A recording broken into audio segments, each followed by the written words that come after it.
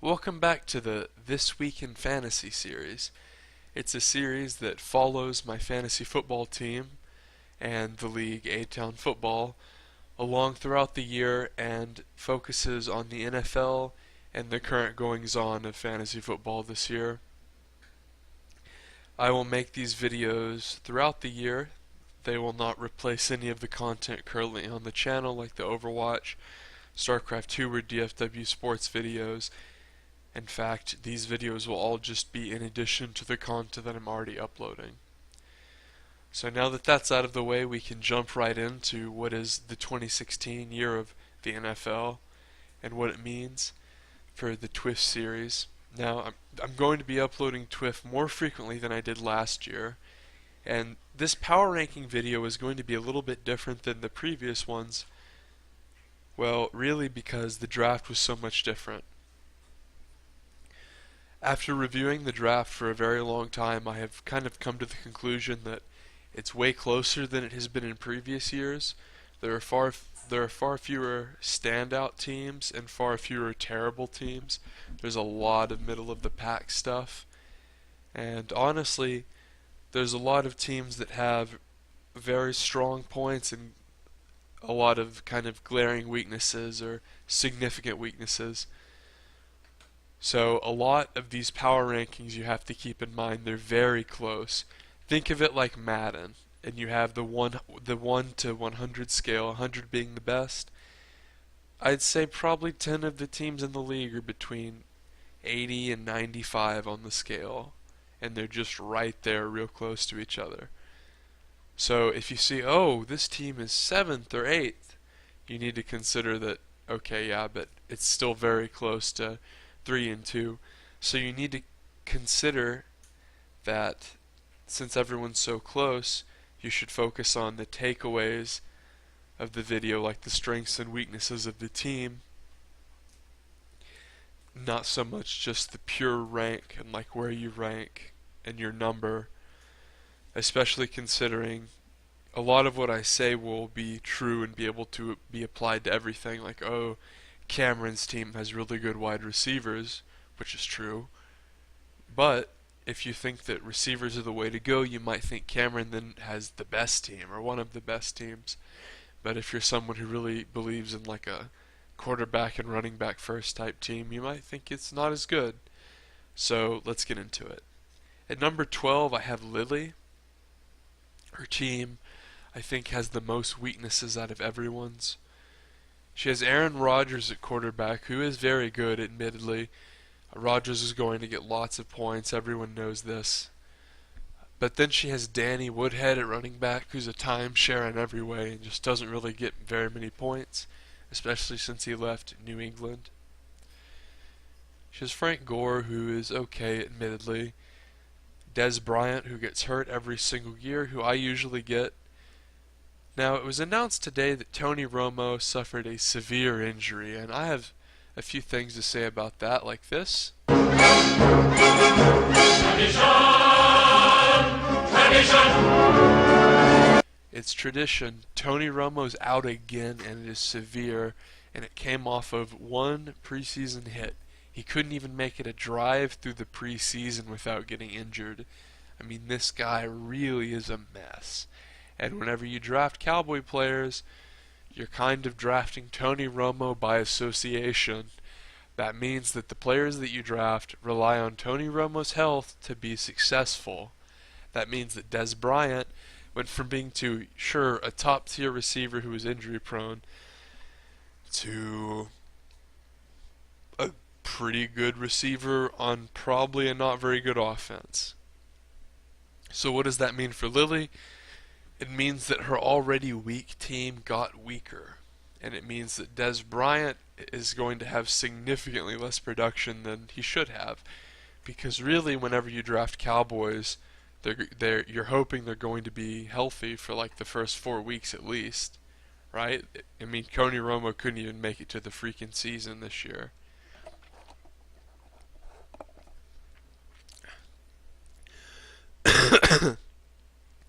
Which essentially means that Des Bryant is going into the season with like one hand or something ridiculous. Whatever analogy you want to use. So Des Bryant, really, really not as good as he should be. And she also has Demarius Thomas, who has God knows who throwing to him. Actually, we know who, but it's not Peyton Manning. You know what the point I'm getting at. She has Demarius Thomas, whose value is significantly decreased. She also has Colby Fleener, who's terrible, really one of the worst tight ends, I think, in the league to have starting. He's on New Orleans, so you can't really expect any sort of consistency from him, and he doesn't really have any ability to begin with, so I'm not really a fan of his. Lily has Sammy Watkins in her flex, who is a hit or miss player on the Buffalo Bills who you can always count on to disappoint you. And she has the Chiefs defense, a defense who is pretty good, admittedly, and plays in a weak division. So there's not a whole lot of upside to Lily's team. Really, only Aaron Rodgers is going to put up big points, and there's lots of question marks / bad players. Really the weakest team by a long shot, I think. Number 11, we have the commissioner, Clap for Bacon. Now, Clapford did something very interesting, we'll say. He began his draft by taking Cam Newton 10th overall. Now, he's a running quarterback, and he led the league in points last year, so it's a somewhat reasonable move, but at the same time, you're taking a quarterback in the first round. That's a big deal. There's a lot of quarterback depth, and you only have to start one quarterback every week. So the commish, Kevin the commish, sacrificed a lot to get Cam Newton. And I think Cam Newton was a great pickup, and I think that he'll have another good year. Although running quarterbacks are an injury risk, Cam Newton really didn't get hurt last year. But if he does get hurt this year, it's going to be very bad for Kevin, because we're just going to talk about the other quarterback he has right now. Tony Romo once again got hurt, just like he does every single year. And Kevin really reached for Romo. He took him in the 7th round. This is absurdly early, even for Kevin. I don't understand why you would draft a quarterback first round, the best quarterback in the league, and then take a backup so early. Strategically, it made very little sense, especially considering he could have waited and gotten Romo several rounds later. So Kevin already is in a precarious spot because of where he took his quarterbacks, I feel. I mean, it's not that precarious. Cam Newton is still healthy. But if we look at the rest of his team, it kind of lacks depth, and that has to do with where he took Romo. He has Jamal Charles, who is very good, but is a perpetual high risk when it comes to injuries. I think Jamal Charles is someone that you can build your team around until he gets hurt. I think that you always need a contingency plan when you have Jamal Charles. But similar to drafting Cowboys, Jamal Charles is one of these guys who's probably going to be extremely valuable for the initial weeks of the season. So good pickup by Kevin. I like Jamal Charles.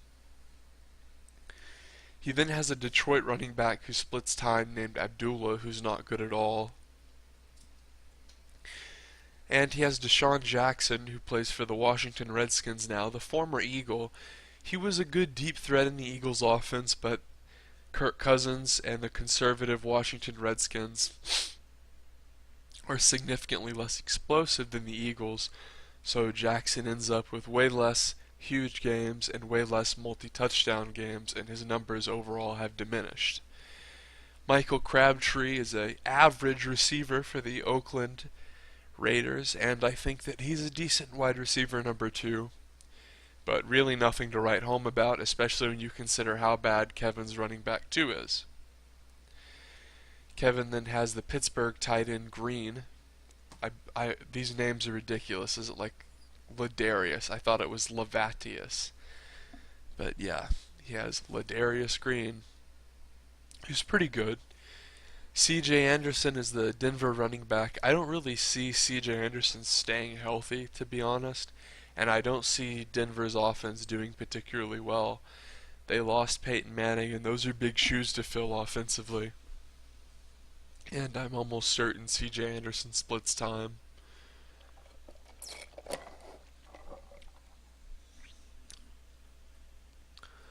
Kevin also has Cincy's kicker, which is a good pick because Cincy's probably going to be winning quite a few games.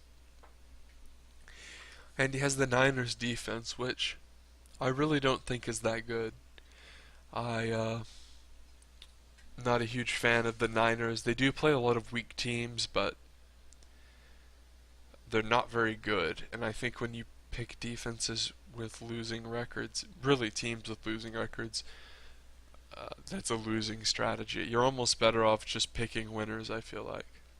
But Kevin's team, for me, really the weakness lies in the fact that he has two average receivers, one good running back, and that's about it. He has the best QB in the league, but other than that, there's not a whole lot to write home about.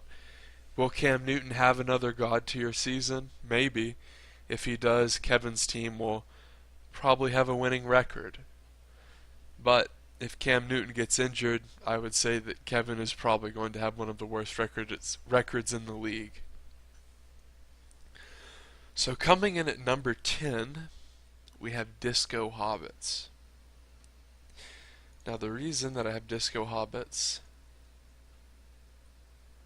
right here is this. I am not a fan of Andrew Luck. I think that the Colts are overrated. I think that they play in an insanely weak division and have continuous opportunities to shine and run up the score on defenses and inept offenses who are constantly going 3 and out and giving them the ball. And Andrew Luck has proven time and again that he's just not able to do this. Not only is he not able to do this, he's not able to stay healthy. I really do not like the Colts as a whole as a team. I don't trust them as a team. And I don't think that Andrew Luck will put up decent fantasy numbers at some point, but he is a perpetual risk, and he's really not that good. At least in my eyes, compared to, when you look at the NFL, think about it. There's 12 teams in the fantasy league. There's Breeze, there's Brady, there's Rodgers. Okay, that's 3 elites right there. 3 legitimately elite people right there. And it's not like running back where you have to have 2 to satisfy a roster. It's just 1. Manning, of course, retired last year. You have Newton, who's extremely good and gets rushing yards, which pay off extremely well. And you also have Wilson, same deal, but not as good. And there's just, I think, a way deeper field of quarterbacks, and I'm just not a huge fan of Andrew Luck's work. He also has Jonathan Stewart.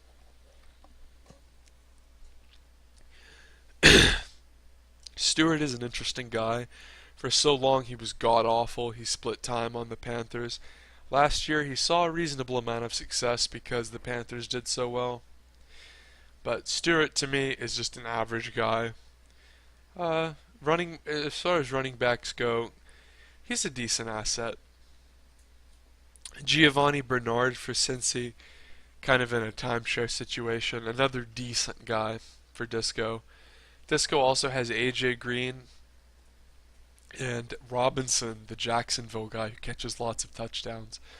Is it Allen Robinson? Yes, it is Allen Robinson. And of course, AJ Green is one of the best receivers. Kind of fallen off a bit as far as last year goes, but he's a guy that gets a lot of targets in an offense that passes a fair amount.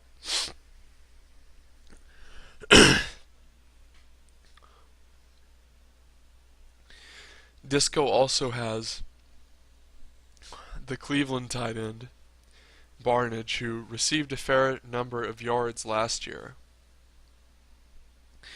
And he has Alshon Jeffrey. However, Alshon Jeffrey has Action Jay Cutler passing to him.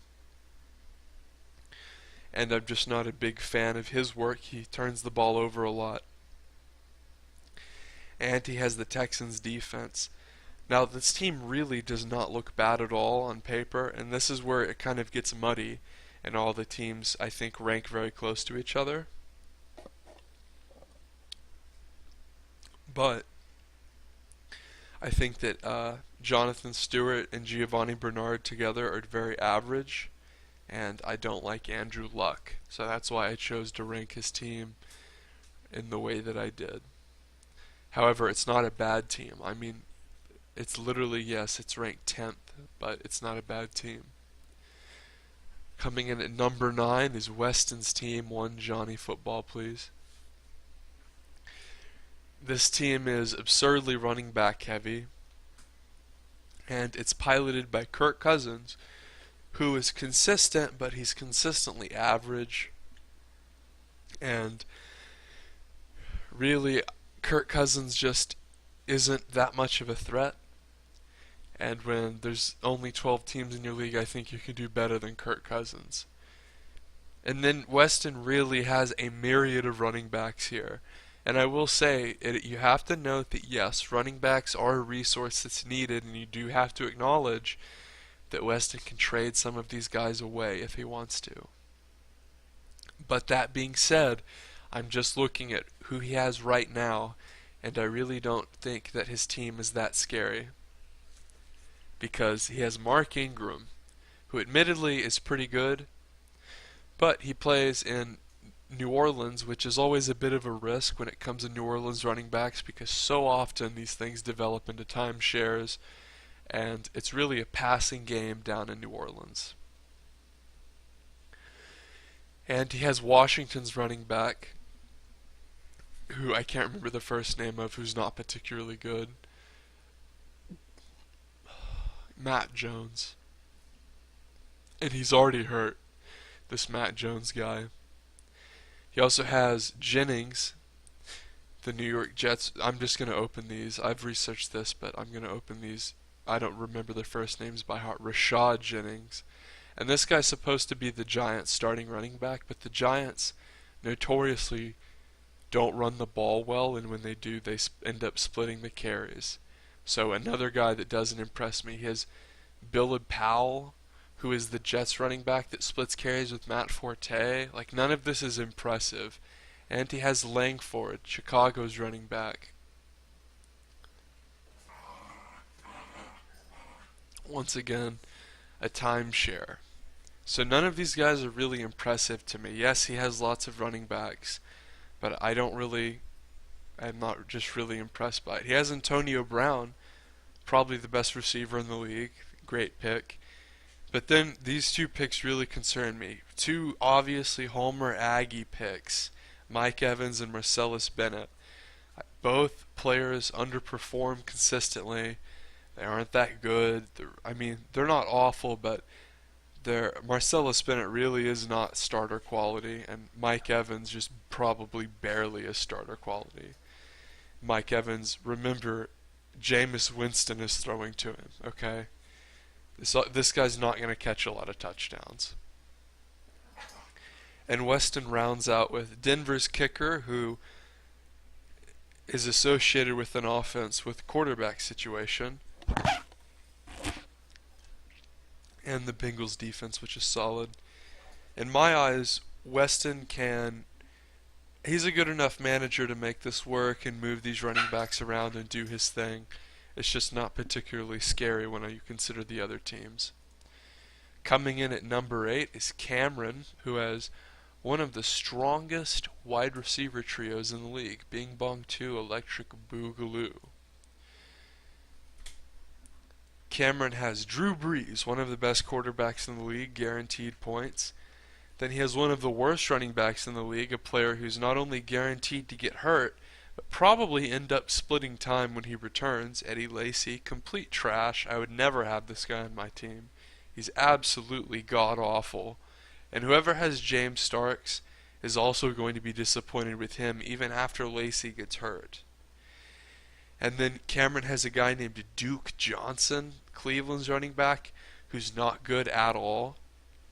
So if you look at Cameron's running backs, basically he has two jokers. I mean, two absolute dumpster fire players. But if you look at his wide receiver core, it's elite. He has Julio Jones, one of the most explosive receivers in the league, a player who receives the majority of targets on an offense who's always passing.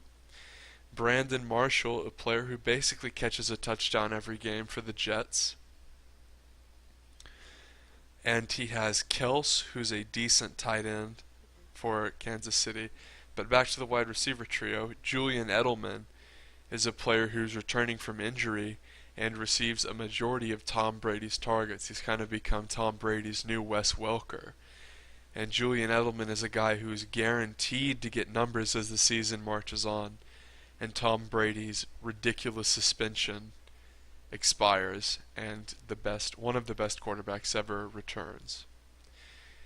Cameron rounds out his lineup with Dan Bailey. Tony Romo got hurt, even though Dan Bailey's really talented. That pick is not looking as good anymore, and the Patriots defense. And the Patriots, once again, for 4 games, they're without Brady. That's a bit of a question mark, but I don't really foresee it being too much. Here's the thing. Cameron's wide receiving core is elite, and it is scary. Every single year, there is a question. If Cameron manages well with this specific thing, his team will succeed. And he never does. So, Eddie Lacy and Duke Johnson aren't going to cut it. This much is known.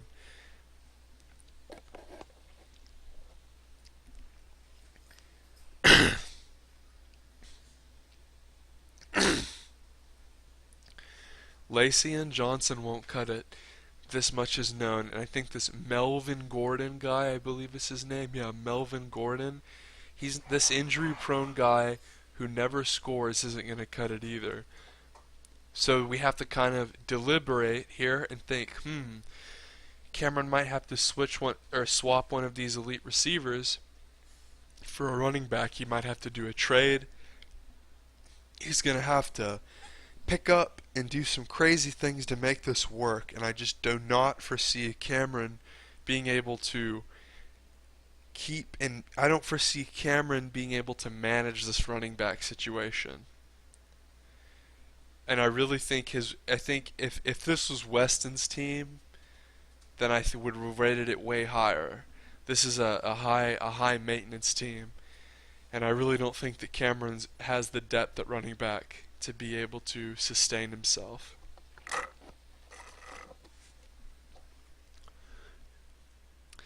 So those are my thoughts on Cameron.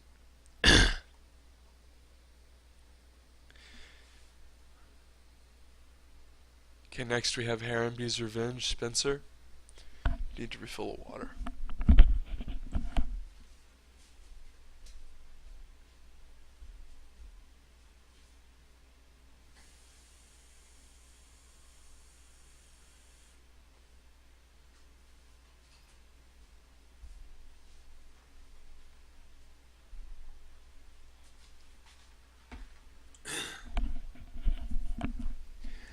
Spencer's team, Harambee's Revenge, Harambe, is similar to Weston's team.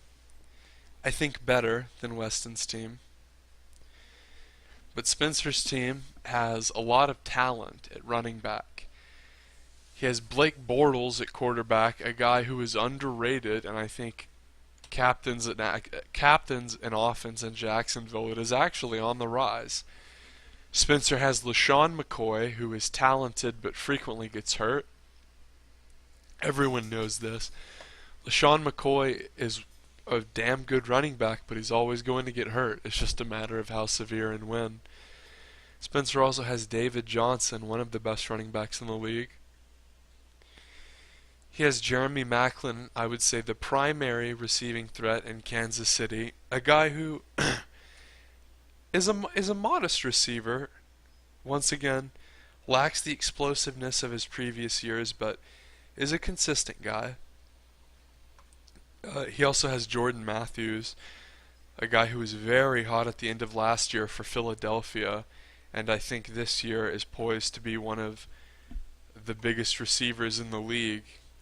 because Philadelphia passes a lot, and historically, of course, over the past 10 years, they've had lots of these explosive, long threat receivers like Terrell Owens and Deshaun Jackson. So I wonder if Jordan Matthews will transform into that. We will see.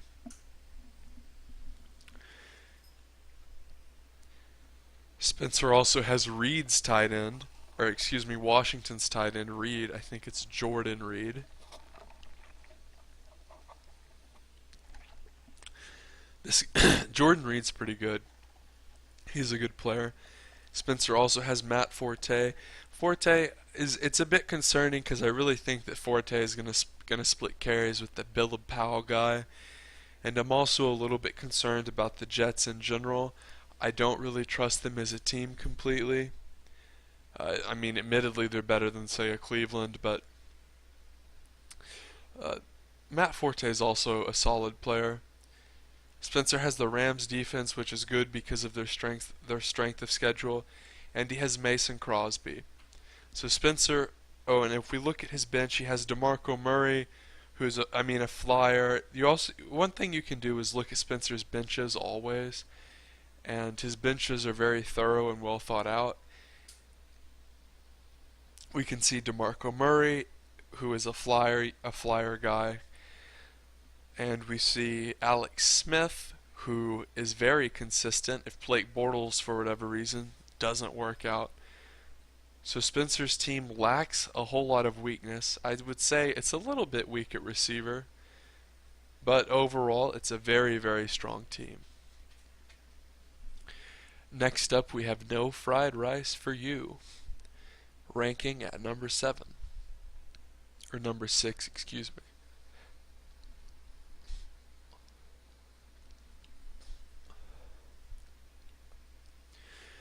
No Fried has the running quarterback, Russell My Jimmy's Wilson.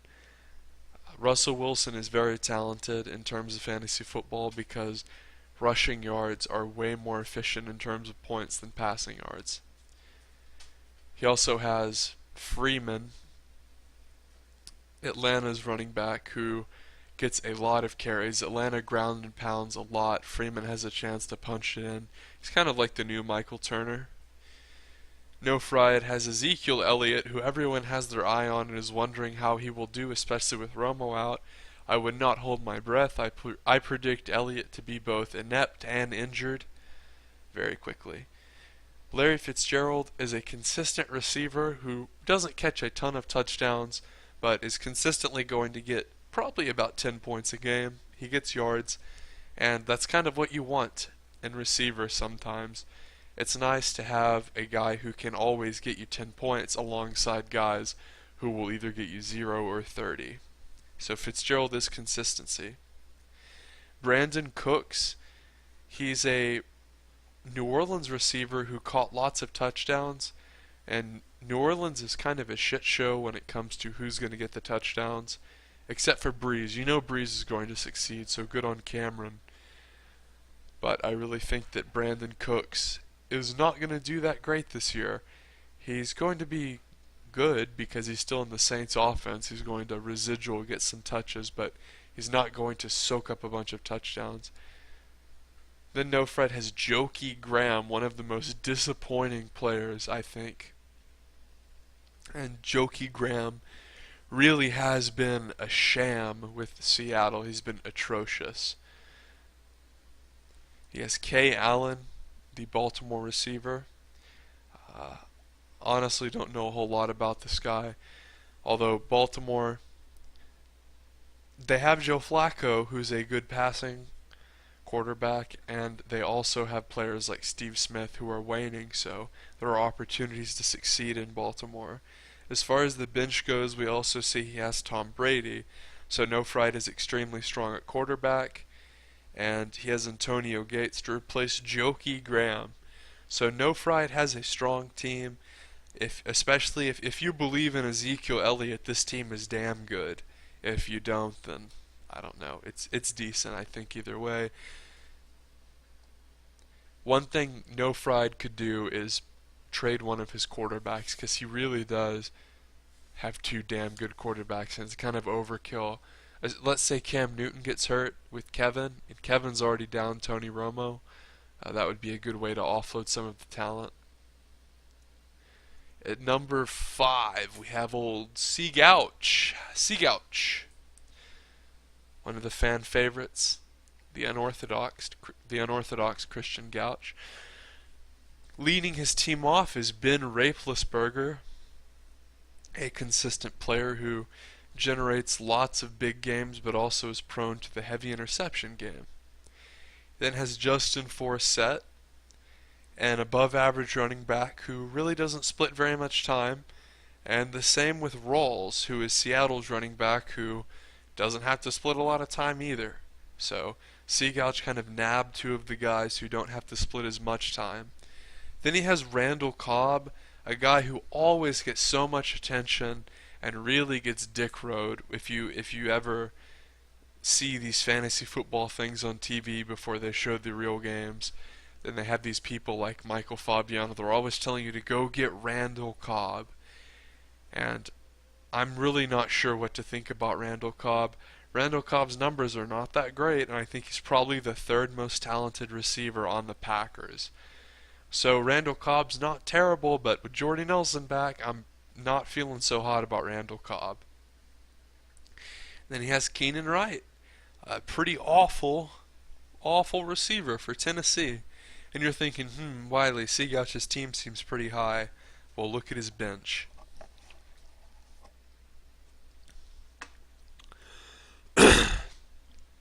Hiding on Seagouch's bench is Arian Foster, a player who also does not have to split carries, and a player who is on the blossoming Miami Dolphins offense, an offense that I believe in, quite frankly, led by Ryan Tannehill.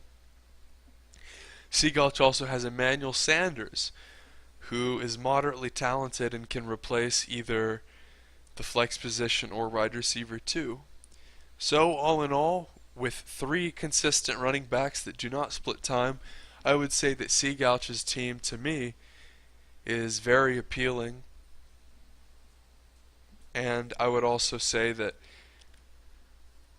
to me, his receiving core is average, but I think that his running back situation is a little bit more appealing than that of Weston or Spencer's. I think Weston or Spencer have a couple more of these long shot guys, but personally, I like what Seagouch has. He has three known guys, known quantities who he can start at running back, and flex. And to me, that is far more appealing than the clown car that is the Weston team, and to a lesser extent the Spencer team.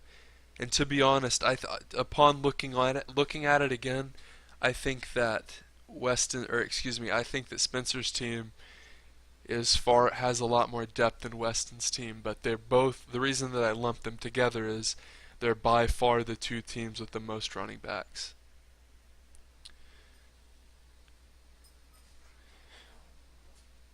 Okay, and Seagouch also has Gronk, who is very good. That can't be understated. Chris Santos is moderately talented, and the Packers D is great because they play bad offenses and they play in bad weather. Seagouch also has Bell for what that's worth. Oh, and he scooped up Prescott after Romo got hurt. One thing about Seagouch is he's kind of full of this devious, malicious, cunning moxie when it comes to fantasy football. Almost subversive in its nature. He just mischievously does things and picks people up in the slyest ways, and it always seems like Seagouch has absurd luck on his side too, so he's an infuriating character, and that's kind of the origin of the name The Curse of Seagouches. There's always a lot of luck involved around Seagouch's games, but you always have to consider, if he's always doing this shit, how long can it be considered luck? So I have old Seagouch there at number 4. At number 5. And at number 4 I have me, Lemon Dogs. And really, there's a lot of question marks here. Eli Pussy Willow Manning at quarterback, who I think is a bit underrated. Everyone shits on Eli, and he deserves it. But at the same time, he plays for a team that plays a lot of bad offenses, and he's guaranteed to get some touchdowns. So I think that Eli is a serviceable quarterback. Lamar Miller is the Houston Texans running back. He is leading the charge in an attack that is focused on the ground game. So I think he's guaranteed to get solid yards and be consistent. Carlos Hyde is someone who does not really share time. He plays for San Francisco, a team really without a good quarterback, so they're probably going to be looking to run it a fair bit. So two running backs that don't split a lot of time, that are kind of guaranteed to get touches, so a slightly better version of what Seagouch had, minus the third guy, so which is a big deal, obviously. At receiver, we have Jordy Nelson coming off of a huge injury. Before he was God tier, he hurt himself severely, I think before either in the first game or before the first game. So, big question mark. Could be great though. I think this guy's name is Jarvis Landry. Yeah, Jarvis Landry, who is Ryan Tannehill's main option when it comes to the Miami Dolphins passing threat.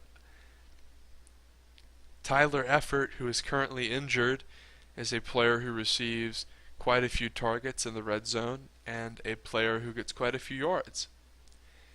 Kelvin Benjamin is the Carolina Panthers rookie who injured himself at the beginning of last year and was Cam Newton's primary target. He was Cam Newton's deep threat. And Blair Walsh is Minnesota's kicker. Honestly, Minnesota have to kick a lot of field goals because of their inept offense. Usually they can get it close enough to kick field goals, so he's pretty average. The Carolina Panthers defense, obviously the Panthers went to the Super Bowl, and they are a very strong defense who gets lots of turnovers.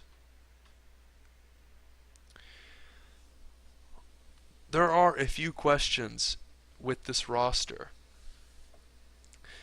Also, it includes Golden Tate, which is worth noting because Megatron retired. And it also includes Ted Ginn if Kelvin Benjamin doesn't work out. But Kelvin Benjamin and Jordy Nelson, if they both return to their healthy forms, this team is very strong, and it's incredibly scary, honestly. But if Jordy Nelson and Benjamin get hurt again, then it sucks. So the reason that I chose to rank it high is both players are healthy now, and Benjamin really is too young to be considered injury prone, and Jordy Nelson, they were both just kind of one big injuries. They weren't constantly being nagged with injuries. So that's what leads me to believe that they won't get, I'm not considering them completely injury prone, I should say. Next up on the list, we have Benny, the king of funny, who didn't show up to the draft.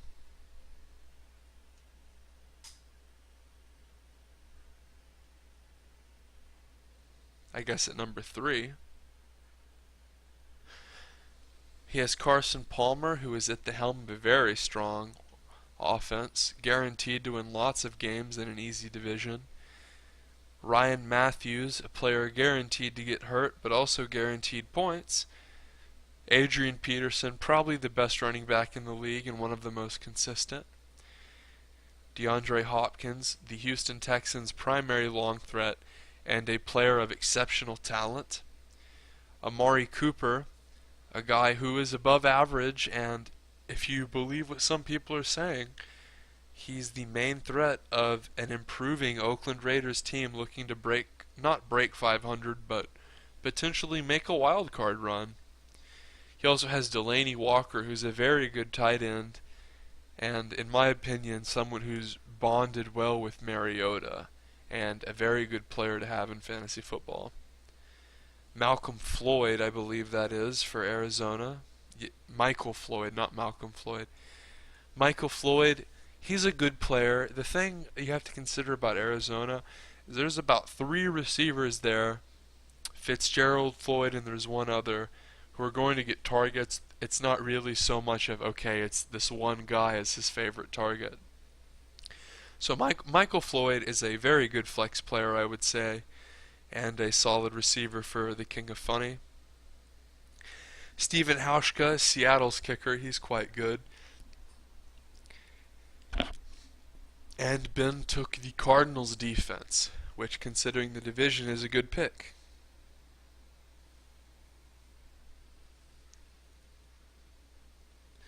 Not a whole lot going on Ben's bench other than a strong backup quarterback.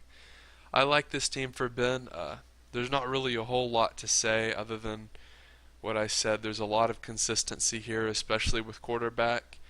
He has Ryan Matthews, who's probably going to get hurt, which he has to consider, but other than that, quite the team. Really wish he had been there to draft with us. Next up on the list, number 2, Black Magic.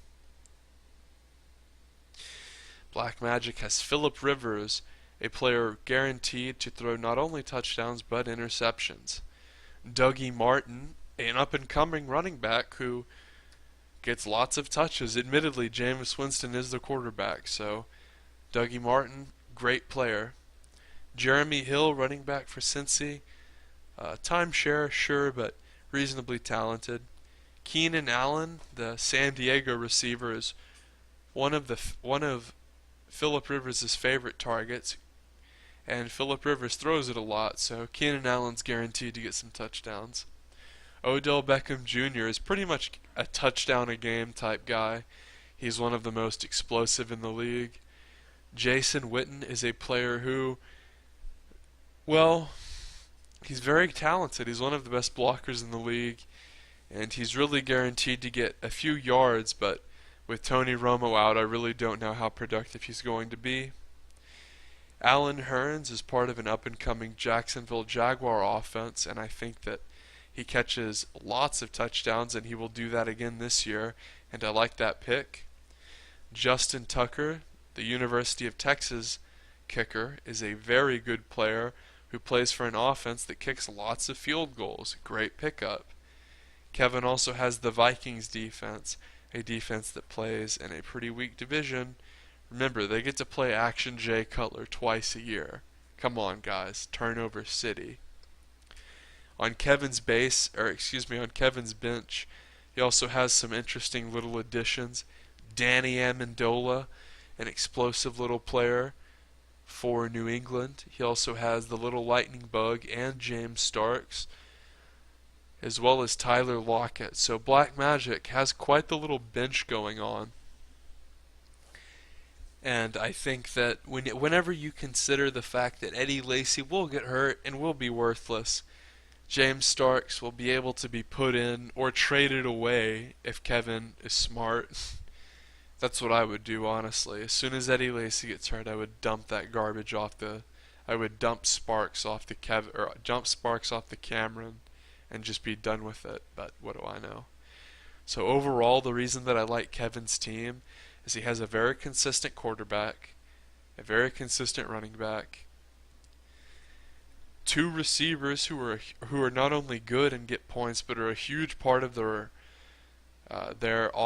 team's offense. 3, not 2 rather, because Hurns is the same way. He gets lots of touchdowns, and he has a good kicker, but he also has a good bench, including a little bit of running back depth. He's really the only team who has actual running back depth other than Spencer and Weston, who have lots of running back depth in kind of almost a weird way. So Black Magic is a very strong team, and I'm a fan of this team, although Kevin needs to change his profile picture. It's super easy. You just go to My Team and My Settings and hit Save at the bottom. At number 1 we have Rampy, the tradition of losing with a thorn seal of approval. Ryan Fitzpatrick, the epitome of consistency, leads his team off. That's what you want in a quarterback. Latavius Murray, Oakland's running back, who does not have to split carries and gets to run the ball a lot because it's Oakland. Great pickup. Todd Gurley, the Rams' workhorse, a player who gets lots of touches, and a player who gets touches near the red zone. So basically, if we look at the top of Aaron's team, he has a lock on consistency. Basically, he's guaranteed about 50 points every single game from the top three players of his team. Now, they're not superstars. You know, he doesn't have Cam Newton and Adrian Peterson, but he has consistency, and that's why I chose to rank his team at number one, is because Cameron's team had exceptional receivers, but he was kind of flipping receiver coins every single game.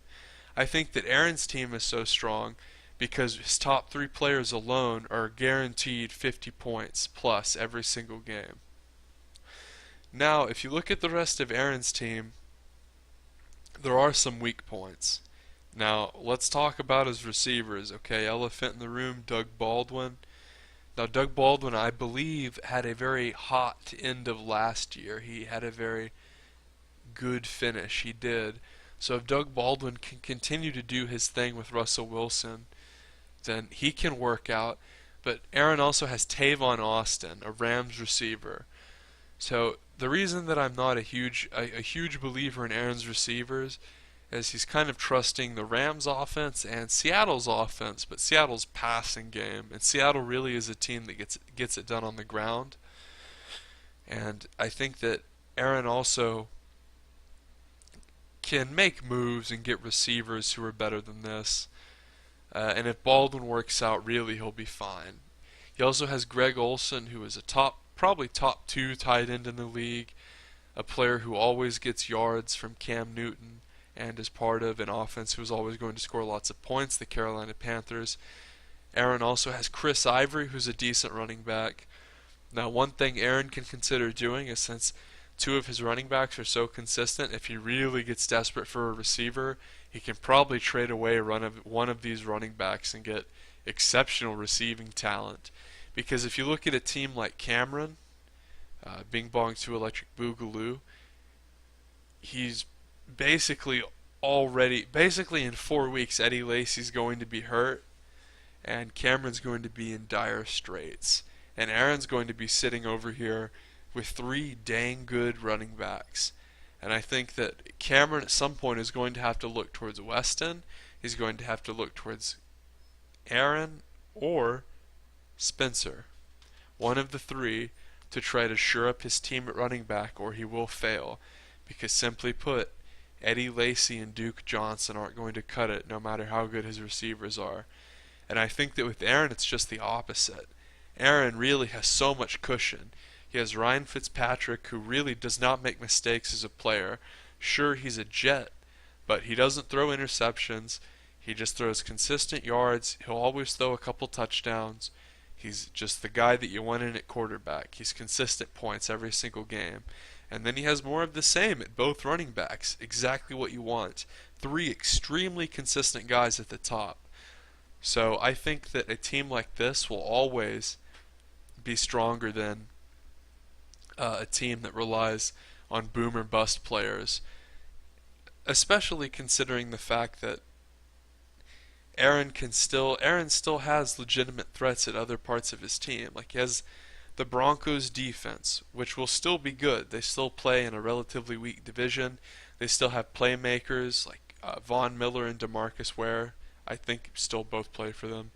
He also has Steven Gostkowski, who is very good, plays for New England, who's going to get points. Even if Brady is out, which he is for the first 4 games, Gostkowski is still going to do a good job. So Rampy also has consistent special teams and kicker. So if you look at Rampy's team, if you just take the tight end and receivers out, he already has like 80 points every game because of all the consistency.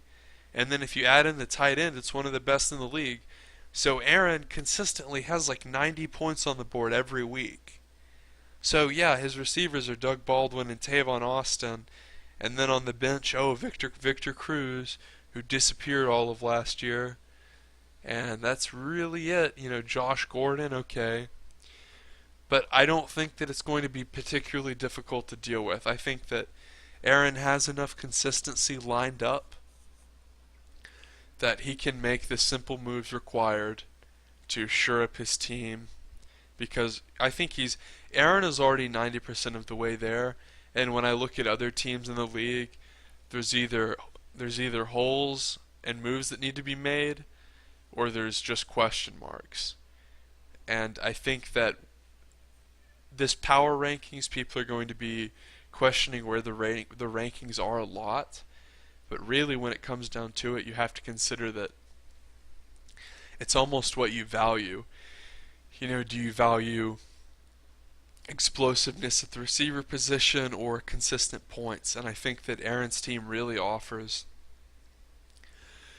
the most consistent points, and I think that even if he manages even a little bit, he will be fine, and he'll be able to consistently beat his opponent.